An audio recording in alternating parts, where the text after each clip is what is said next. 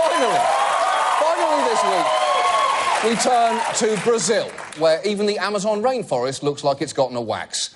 Now, President Dilma Rousseff has spent the whole week dealing with developments in a corruption scandal which threatens to undermine her entire government. Brazil's Supreme Court has approved an investigation into some of the country's top politicians.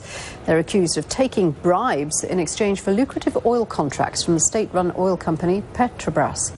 Now, when they say taking bribes, this isn't your standard $5,000 in an envelope left under a bench. Because Brazil's largest construction and engineering firms allegedly paid at least $800 million in bribes and other funds to secure contracts. $800 million! You'd need an amazing construction firm just to build a bench large enough to hide that bribe underneath. More than 30 members of Rousseff's ruling coalition are under investigation, so she took to the airwaves this week to try and calm people down.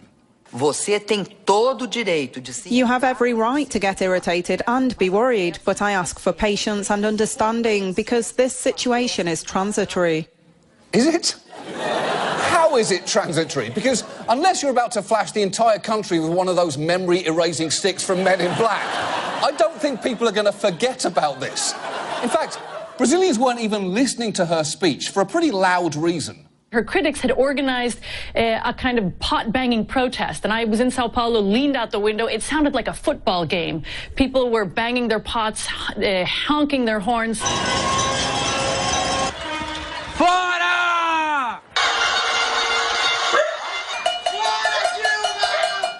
That's actually a real form of protest called panelazo, which has been in South America for years and off-Broadway for decades. It's so entrenched, it's even taken place on the floor of Brazil's legislature. Do bom senso do povo brasileiro. Minha homenagem ao povo brasileiro. Now, I love everything about that, but the best detail there is the sign language interpreter. Even he is banging invisible pots in disgust. And if you think the Brazilians are overreacting to this story, there is one more thing you should know about Rousseff's involvement in this scandal. President Rousseff chaired the board of Petrobras for 7 years when much of the corruption is believed to have taken place. She's been cleared of any involvement in the scheme. How has she been cleared? She chaired the board of Petrobras while the bribes were... There's only one way to handle this.